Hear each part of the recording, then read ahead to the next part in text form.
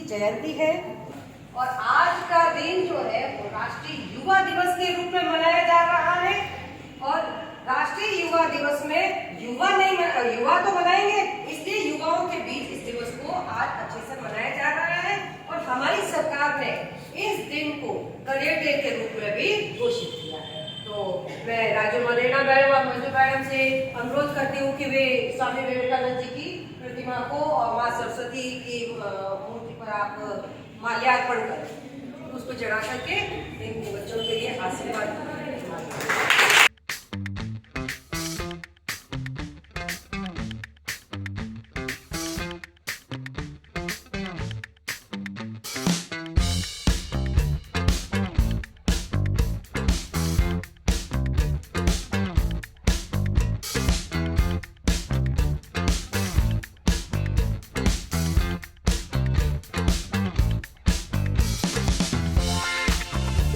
अपना भविष्य के लिए चिंतित होते हैं कि वो आगे चल करके क्या बनेगा।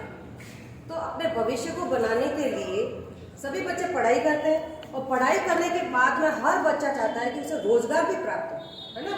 तो रोजगार के लिए करियर में आप लोग चाहते हो, कोई डॉक्टर बनता है, कोई इंजीनियर बनता है। तो आज हमारे साथ में कुछ आप ही के साथी है, वो उस प्रोफेशन के अकॉर्डिंग फैंसी ड्रेस का लुक लेकर आए।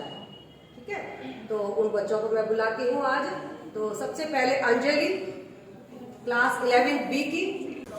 आप सभी को मेरा नमस्कार। मैं आज नर्स बन के आई हूँ और मेरा नाम अंजलि 11 बी की छात्रा हूँ। और मैं नर्स के बारे में कुछ आपको बताना चाहती हूँ। तो मुझे आज नर्स बनने में रुचि है। ANME यानी नर्स बनने के लिए 10वीं पास विद्यार्थी को कोर्स करने के लिए 3.5 वर्ष का कोर्स किया जा सकता है। और GNM यानी जनरल नर्सिंग का कोर्स 3.5 महीने का 3.5 साल का होता है और इसका कोर्स 3.5 साल का होता है। धन्यवाद। टीचर बनकर आई है। मुझे टीचर बनने में रुचि है। इसके बाद मैंने ये 2 वर्ष का कोर्स है। इसमें 50% से अधिक अंक वाले BSTC का कोर्स कर सकते हैं। मेरा नाम स्मिता सोनी है। मैं कक्षा 11 बी की छात्रा हूँ। मैं आज BEd की टीचर बन के आई हूँ। मेरे को टीचर बनने में रुचि है। BEd का इंटीग्रेटेड कोर्स भी किया जाता है। ये कोर्स 2 वर्ष का होता है। आप चाहे तो इस कोर्स को कर सकते हैं। धन्यवाद। सोनी है। मैं आज वकील बन के आई हूँ। मेरी वकील बनने में रुचि है। 12वीं के बाद GED की परीक्षा पास कर 5 वर्ष का LLB कोर्स आप कर सकते हैं। LLB कोर्स में एडमिशन लिया, लॉ की पढ़ाई पूरी।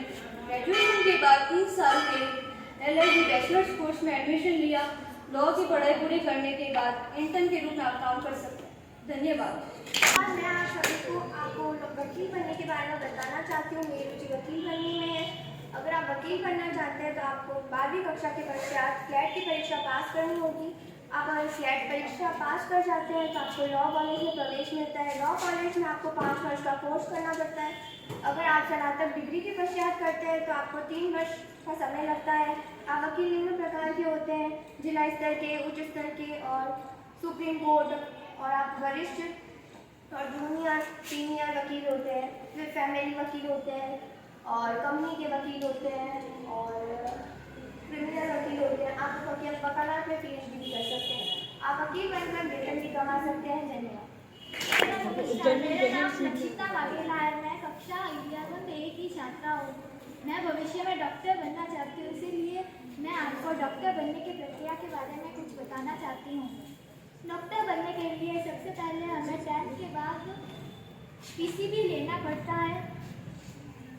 PCB साइंस बायो सब्जेक्ट लेना पड़ता है और 12th में अच्छे अंक से पास करने के बाद हमें नीट की परीक्षा देनी पड़ती है। नीट पास करने के बाद हमें मेडिकल कॉलेज मिलता है। मेडिकल कॉलेज में हमें 5 साल की डिग्री लेनी पड़ती, MBBS की डिग्री लेनी पड़ती है।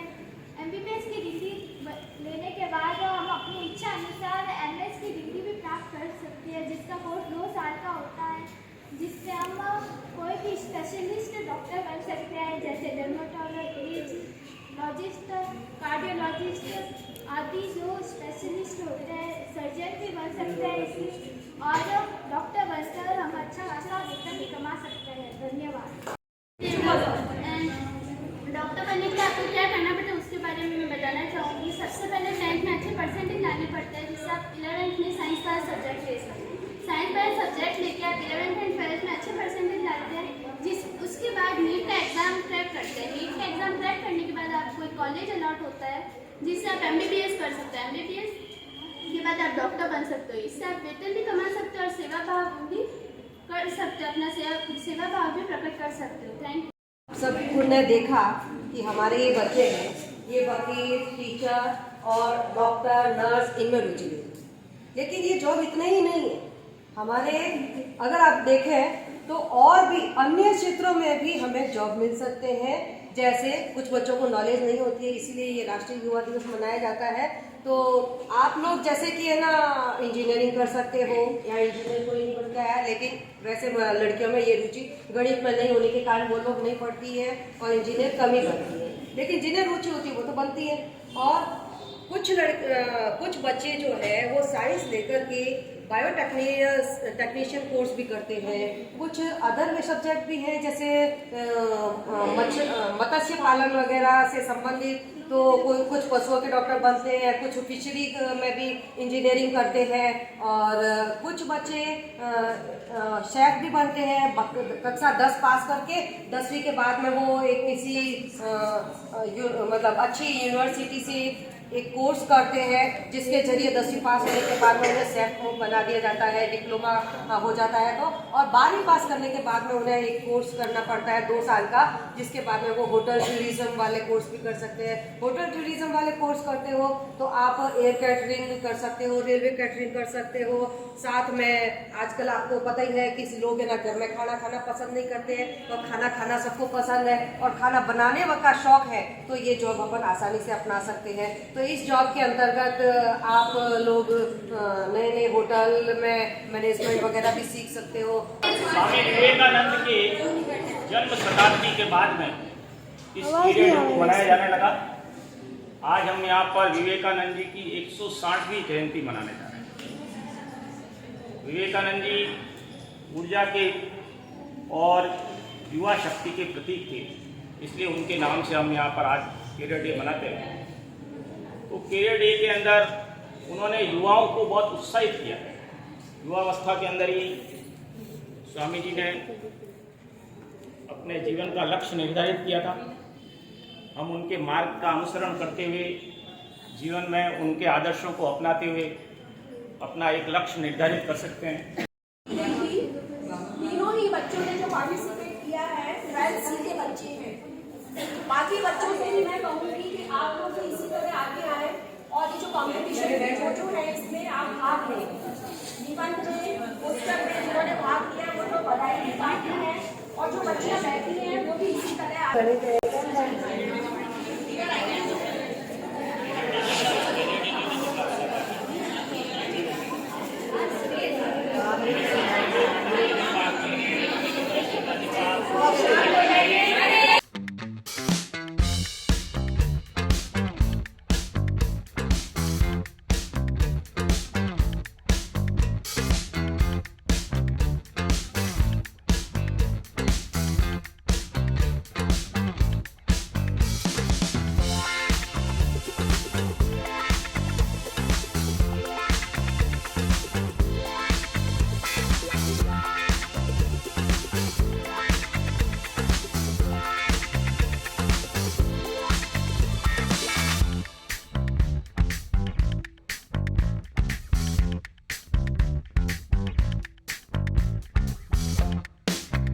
एक गांव पड़ा, बीच में एक गांव आया, तो वह उस गांव में गए। उनका बहुत ही स्वागत अभिवादन हुआ वहां पर। तो उन्होंने उनको कहा कि आप सब बिखर जाओ, मतलब वो सभी सदाचारी थे, तो उन्हें पूरे देश में घूमने के लिए कहा ताकि उनकी सदाचारी जो है वो सब जगह फैल सके।